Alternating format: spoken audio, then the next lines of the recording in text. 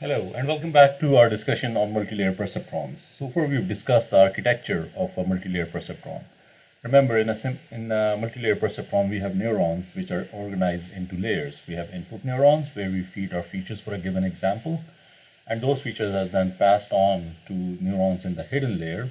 Each of the neurons in the input layer, which simply passes on a feature, doesn't do anything else, is connected to every neuron in the hidden layer, and uh, consequently, every neuron in the hidden layer collects inputs from all of the features and does a weighted summation on top of them, and then applies an activation function. Here, in this particular representation, we indicate this application of the so we have the weighted summation over here. Remember all of these edges that are connecting the two nodes, this one to this one, and this one to this one, and so on, are weighted. So there's a weighted summation going on. That's the first part, and then there's an activation, a nonlinear activation typically, that is applied over the net input of this particular neuron, and then this neuron produces its output, which is fed to the next layer.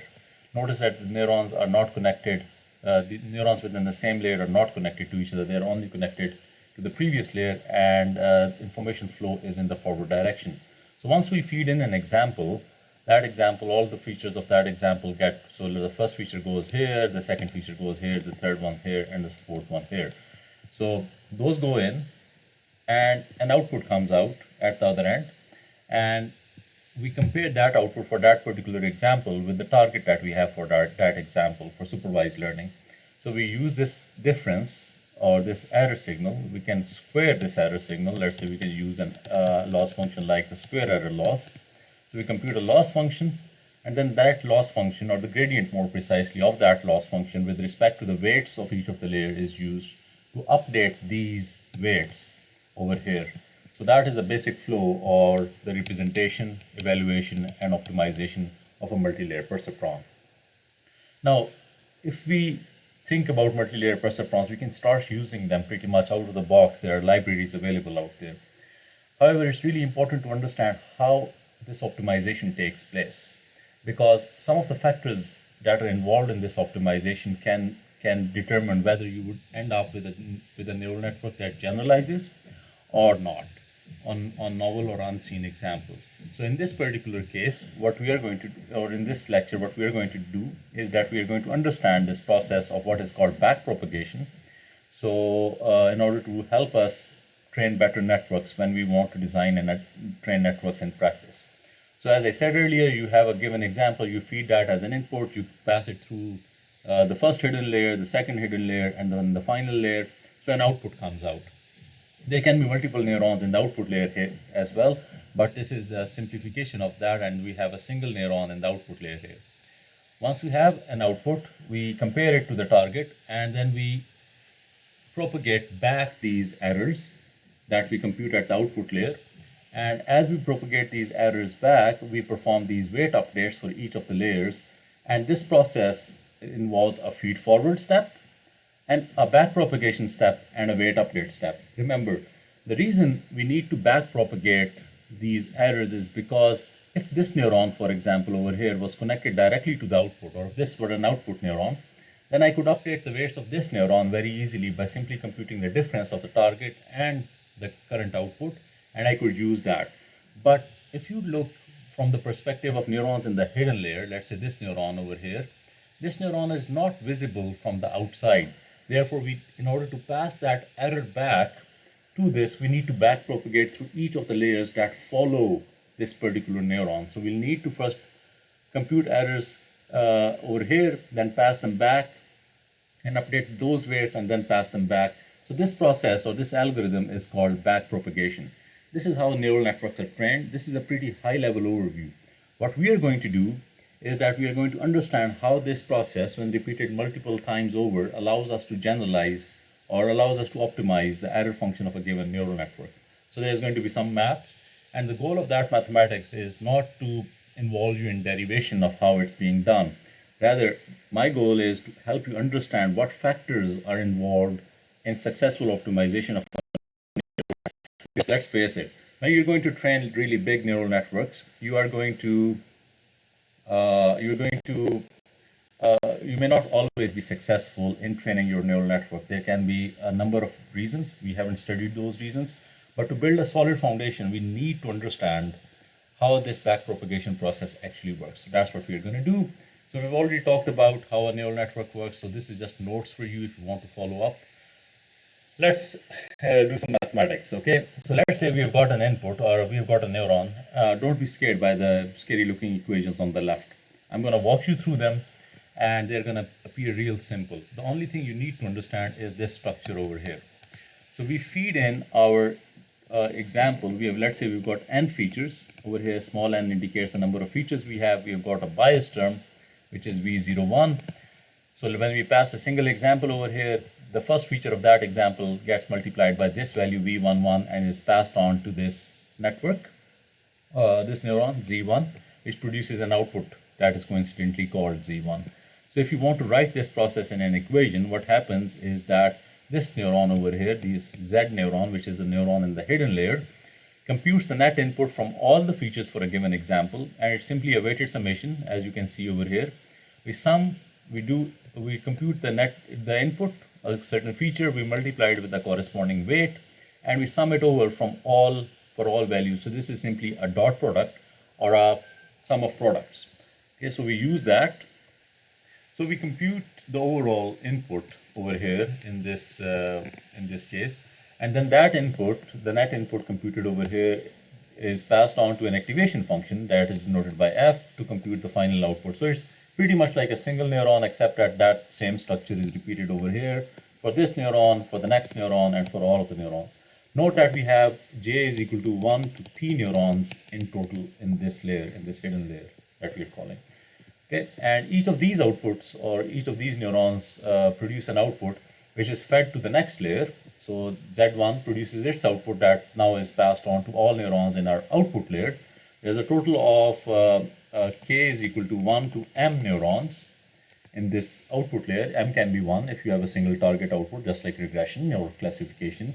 But you can also have larger values of m. You can have 2 outputs or 4 outputs depending upon what type of problem you're trying to solve. So if you understand this case for k is equal to 1, there's pretty much, you can apply the same principles for larger values of m. So you have m is equal to 1, that is a single neuron in the output, then you can have 2 and so on. So each of these neurons takes its input, and let's say we talk about the kth neuron over here. This particular neuron takes in an input from all of the layers, from the neurons of the previous layer, multiplies them with weights W0k, W1k, Wjk, up to Wpk. So you have all of these neurons. So this particular neuron does a weighted summation of the inputs it receives from the previous layer. So the output of the previous layer is involved in a dot product to compute the net input for each of these neurons, which we call y in k. And then in an activation function, in this case, we say that the same activation function f is applied on the net input to produce a corresponding output. In reality, you can apply different activation functions on different layers, but this is just a simplifying assumption for that we are making for this understanding. Now we have, for a given example, if I feed in a single example over here at this input, then that input passes through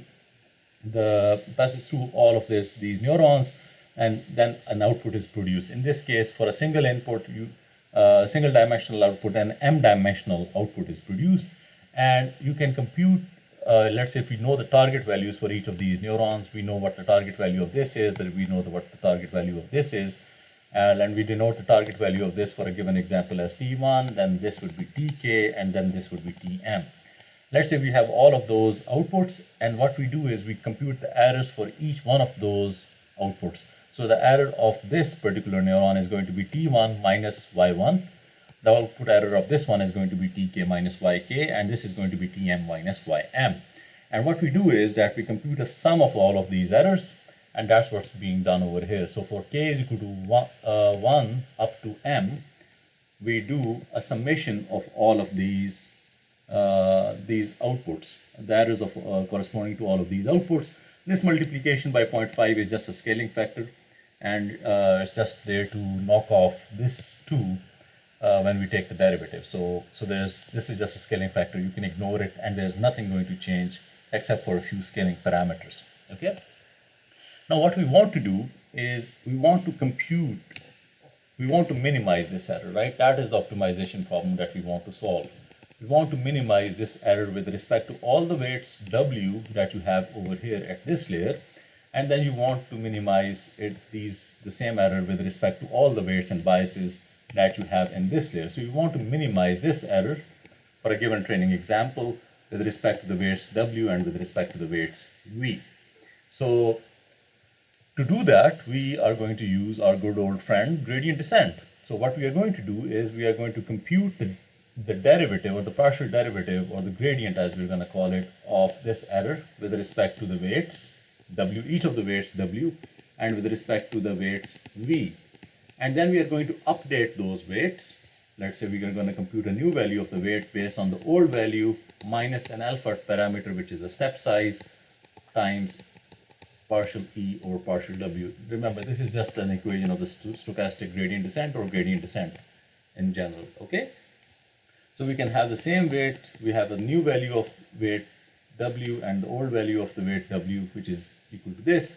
So we can say that delta W in this case is simply equal to, or the change in weights is equal to minus alpha times the derivative. So that's another expression, another way of writing the stochastic or the gradient descent equation that we have over here.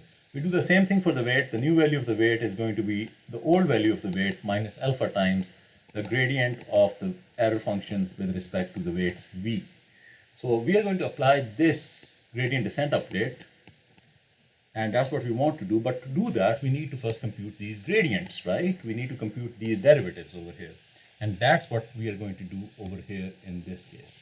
So don't be scared by all the mathematics. It's simply differentiation, nothing more than that. Let's take a single weight. Let's take this weight, let's say WJK, that's why this is in red color over here, and analyze how much does the error change when I change this weight WJK. So think of it like this. Let's say we know what the value of WJK is. Let's say it's equal to 2. And when I give an input, then a part of that input is multiplied with this weight over here, and then it produces an output. Then that means when I change this weight, the output is going to change. And when the output changes, my error is going to change. So the physical meaning or the intuition behind this derivative, this partial E or partial WJK, is simply how much does my error change when I change only this weight WJK while keeping all of the other weights constant. Okay? So that's what we're going to compute. We have an expression for this error function, and we are interested in computing this derivative. And that's what we're going to do. So we take the partial derivative of this. This is the same expression copied over. And because if you think about it, this partial derivative that we are taking is only with respect to the weight WJK.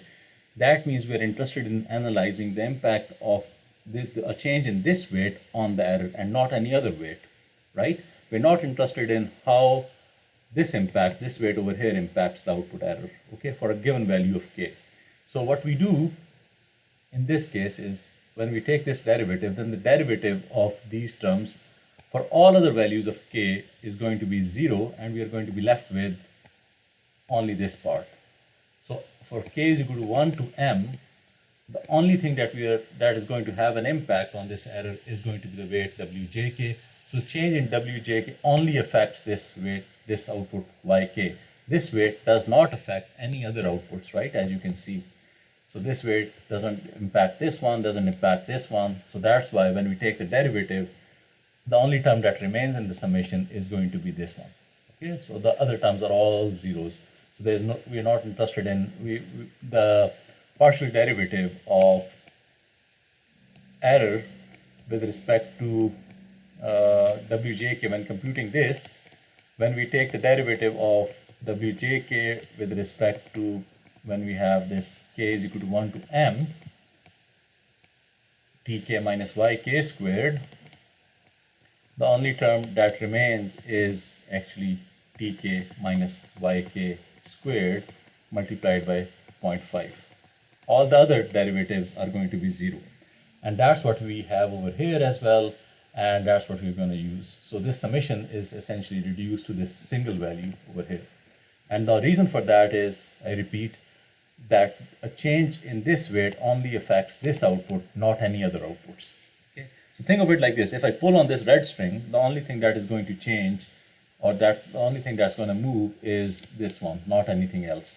So that's why the derivative of the error function for all other y's is going to be 0. So once we have that, we take the derivative of this with respect to wjk. So this is a square term, so this 2 gets multiplied with this 0.5 and results in 1. That's the only purpose we put a 0.5 there. Okay, there's no other reason. So that we don't end up with a nasty fraction that we have to keep tracking throughout the computation. Okay, so we just cancel that out. So we are left with tk minus yk, and then we take the derivative of what's inside the function. So whenever we take the derivative of function, let's say when we take the derivative of something, of a function that is another function inside of it, like this one, we know that this is going to produce a derivative f dash of g of x, and then we take the derivative of what's inside, right? So that is a chain rule that we had been taught in high school probably, right? So that's how we take the derivatives. We take the square, and then we get this term, and then we take the derivative of what's inside. Since tk is a constant, therefore it doesn't have any derivative with respect to wjk, or the derivative is with respect to wjk is 0. So all we are left with is minus yk. We put the minus sign over here, and then we have yk over here. Now we know what yk is. Yk is the activation function applied on the net input of this neuron, right? So we are going to substitute this thing over here, right? So we're just going to simply plug it in over here. And what we are left with is equal to tk minus yk. We put it over here. Then we take the derivative, we apply the chain rule again, and what we are left with is tk minus yk into f dash of y underscore nk. So that's the term, the input term. And then we take the derivative of y underscore nk. Remember, we take the derivative with respect to the function first, and then what's inside the function, right? So that's why we end up with this thing. And we know an expression for this as well. We have already written that over here. It's simply a dot product of all the terms, or the sum of products of all the terms, zj times wjk. So we put this thing over here, and we take the derivative of that with respect to this. Okay. Now, note that there are multiple zj, there are multiple neurons feeding into this neuron right over here. But each of these neurons has a different weight. So the only thing that is going to affect our output, or the kth output, through weight wjk is going to be zj. So everything else goes to 0. And all we are left with from this is simply zj. So this is the final expression we get for how much does the error change with respect to the weight wjk. If you haven't followed any of this, it's not important that you follow each and every step. But it's important to see what comes out. The change in error with respect to wjk is equal to tk minus yk. How much error is there at the output of the kth neuron? What is the derivative of the loss function, of the activation function, with respect to the net input of this particular neuron k, multiplied by zj, which is the input into the kth neuron that is connected to this kth neuron in the output layer with weight wjk. Now, if you look at it, so this term, if I want to, let's say, if I want to decrease the error, then I should change these, this input right over here, because I need to change this, right? And that's going to have an effect over here. So if I want to decrease this error, I know what to change, right? And I can use that gradient descent update tool that we talked about, the simple gradient descent equation over here. And if I apply that, then using these expressions, I'll be able to reduce that error. But if you look at it, there are terms that involve only k. So we have tk minus yk, we have y underscore nk, and then we have a zj.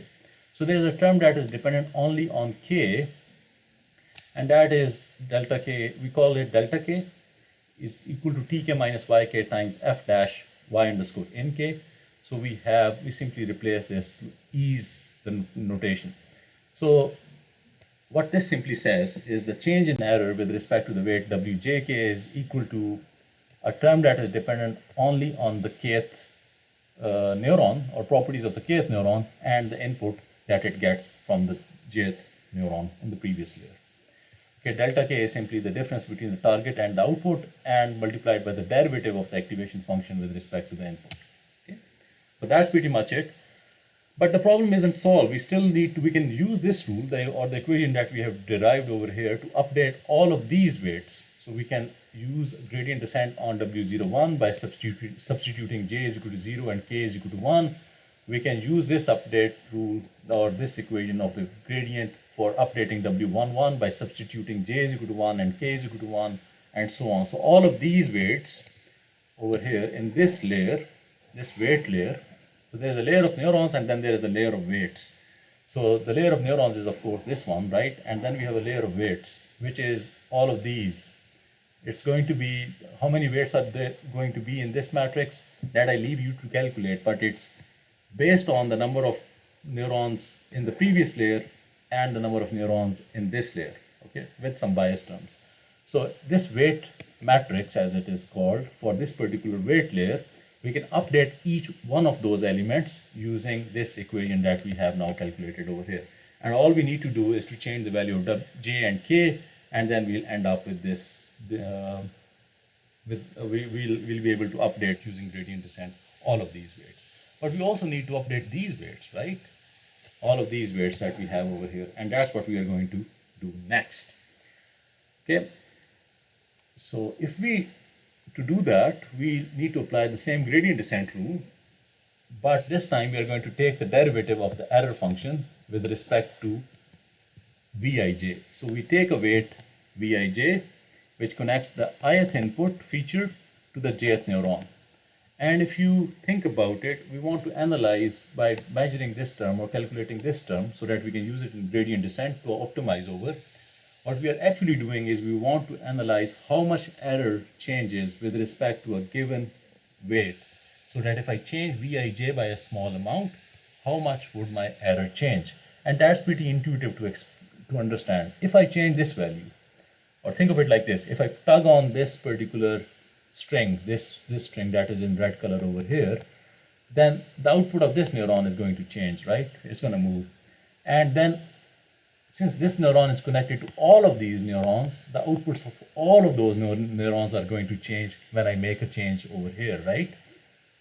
And we are interested in calculating how much of a change is going to occur in the overall error function that we are measuring.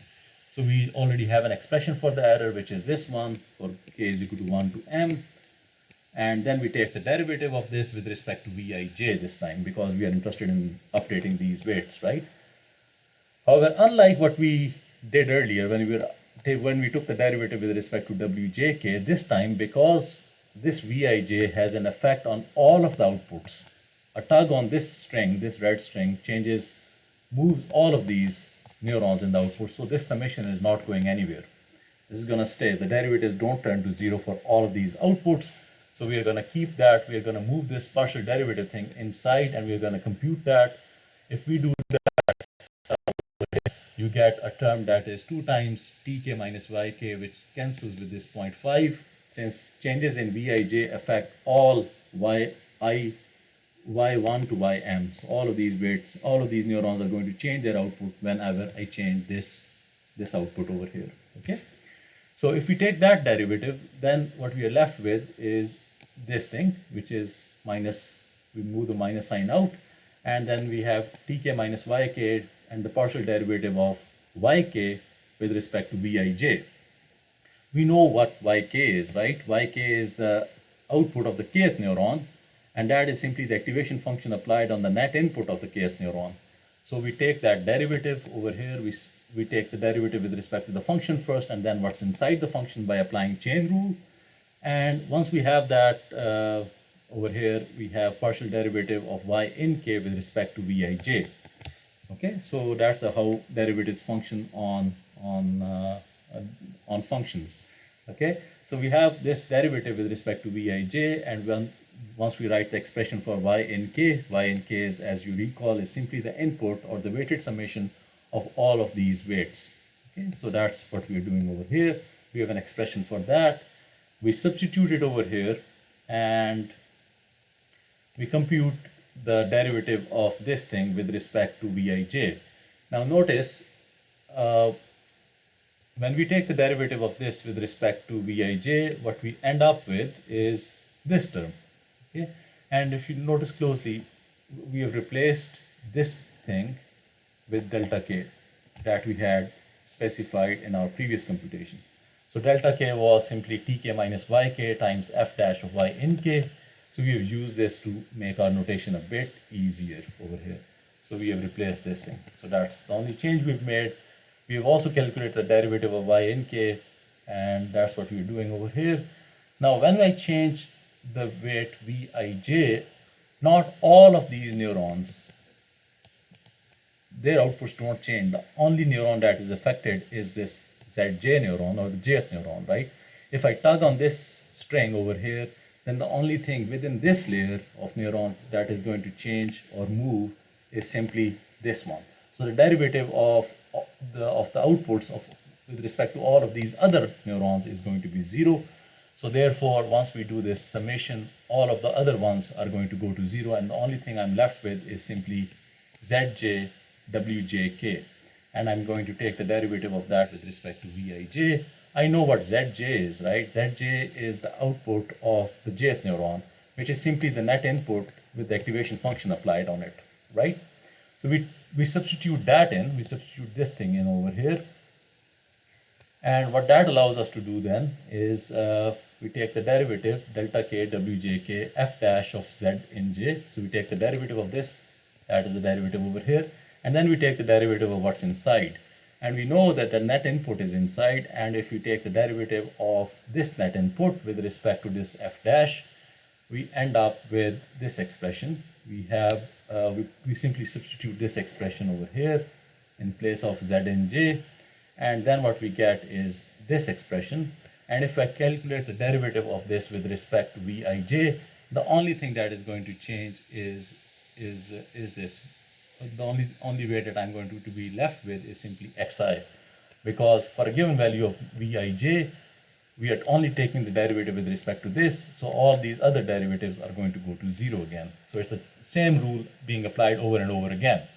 So once we have that over here, we end up with this expression, and that is simply summation of k delta k wjk f dash of y underscore f dash z in j and xi. All of this, if you think about all of this bit over here, that is depending only on delta, that is only dependent upon j. So we call all of this summation that I've put in a box as delta j, and then we have this xi over here. Okay, sounds a bit complicated, but if you work it out yourself, it's really, really simple. Okay, and I've tried to go through these steps, all of them. The goal is, as you would recall, to have an equation that gives us how much should I change my weights so that my error reduces, so I can use gradient descent. Now we have an expression that gives me an error change with respect to the weights, each of the individual weights, and by simply substituting different values of I and j, if I put I is equal to 0 and j is equal to 1, I'll be updating this weight by using gradient descent with this equation over here. And all I need to do is simply to compute these changes, right? By substituting different values of I and j. And that's how a neural network actually updates its equations. So if you want to understand this at a very high level, if you are not comfortable with the explanation that or the precise derivation, what we've done so far is we have computed how much error changes when I change this particular weight, and then I've used that expression for different values of j's and k to compute how much of weight update I should be doing. Now that involves calculating a term that we call delta k for each of these neurons, right? And that delta k term is essentially passed back. If you look at all of these equations that we have obtained, I'm going to go through that in just a second. But what we are doing is we are calculating error at the output layers and then feeding back that error to the previous layers, and then we are updating all of these weights over here. So that is where the back and back propagation comes in. And since we are propagating these errors back, hence the name backpropagation. So the first equation, or the weight update equation that we have over here, is simply delta wjk. So if I want to update this particular weight, the expression for that is going to be minus alpha, which is the step size of the gradient descent multiplied by the gradient of the error with respect to wjk, and we obtained a closed form expression for this, which is simply alpha times delta k into zj. And there should be a minus sign here somewhere. Yeah, there should be a minus sign. That's a typo, I think. Yeah. So once we have that delta k, we know what delta k is. Delta k is simply an error term multiplied by the derivative of the activation function. And it's really important to understand that there is a derivative being multiplied by the error. That's going to come in really important when we move to deeper neural networks. Okay. We have an equation for delta Vij. How much should the weight value of V change as a consequence of gradient descent, and the expression for that is given over here, and that we can write as simply alpha times delta j into xi, and delta j is simply delta nj multiplied by f dash of nj, and delta nj is simply this thing over here is simply this dot product over here. So what happens is, we feed an example, it travels through the network, and an output is produced. At the output, we compute an error, and then we compute an error for each of these neurons that we have over here, and that error is passed back, or a term related to that error is passed back, which we call delta k, to this layer. So this particular neuron then receives all of these deltas. This particular neuron receives all of these deltas from all of the neurons that it is connected to. So look at this summation, delta k times wjk. So all of these neurons actually feed back their errors to this, and then we can update this particular weight using this expression, which involves the accumulation of all of these errors from the end layer to this particular neuron. And that's how these weights are going to be updated. And then this is the algorithm. So all the mathematics yields an algorithm. Remember, we started off with, if I summarize, we started off with a representation. We had an evaluation function, and then we wanted to understand how optimization is being done. We feed an example, it goes to the output, we compute an error, and we feed back that. We derive some equations that allow us to write an expression for how much of a weight update should I be doing for each of the weights in the neural network. And this algorithm called backpropagation is simply an implementation of that, and it has essentially those three components that we have talked about. It has a feed-forward component. For a single input, we take a single input, we pass it through the network, we compute the net input for each of the neurons in the hidden layer, we compute the output of the neuron in the hidden layer by applying an activation function on the input layer, and then we compute the output of each of those output neurons by first computing their net input by using this equation, and then we compute their output. So this is the feed-forward step in which we pass in an example, and we compute an output. Okay. So this is this step going on. We have a final output. Then what we do is we compute the error and we backpropagate it. So we compute these delta terms that we had talked about in the equation. So this is directly coming from the derivation that we had just done. We compute how much weight needs to be updated, right, for the neurons that are connected to for the weights that connect the hidden layer to the output layer, these W weights. Okay, and then what we do is we do the same thing for the neurons in the for weights that connect the hidden layer to the input layer. So these weights V. So we have an expression for these delta V. Once we have all of these delta V's for all values of I and j, and all of these delta W's for all values of j and k available to us, so we've computed all of these weights, and then what we do is simply perform the optimization step, or perform the weight update step, sorry. And we update our weights and biases, and we keep on doing it again and again and again by feeding in different examples until we converge to our optimal weight values. That solve our equation, that solve our optimization problem. So this whole algorithm is at the core of all of modern neural networks. The good thing is, if you work it out, it's really a simple algorithm. All you need to know is dot products, or even not even those. All you need to know is how sum of products behave and how you calculate these derivatives. So I welcome you to spend some time trying to understand how this algorithm is actually derived. And because it's such an important algorithm, The properties of that algorithm actually determine whether we'll be able to get a good network or not, and that's what we're going to talk about in our next steps. Okay. So we're gonna, to summarize, I'm gonna go back to not the derivation steps, but this one. So we take an example, compute the output, compute the error with respect to each of the weights in the neural network, compute how much weight update should I be doing for the gradient descent update, perform that update, and keep on doing it until the error that I have for all of the examples in my training set is at a certain level. Okay, and that's when we stop this backpropagation algorithm. So I welcome you to try this, to try to derive this, and go from that mathematical beast onto the equation. And if you're not interested in doing that, that's perfectly okay as well. The good thing is, modern libraries such as PyTorch, they are actually automatic differentiation libraries. All they do is that they take the nasty business of calculating these derivatives by hand and then implementing them in an algorithm away from you. So they do that automatically. If you can write an expression, if you can represent a neural network, and you can define an error function for that, all of these weight update steps are going to be done automatically by that library. Okay, but it's really important to understand different factors that are involved. And in our next lecture, we are going to talk about those factors that are involved in this backpropagation step, because those factors are responsible for the convergence behavior of neural networks and their ability to generalize. Thank you.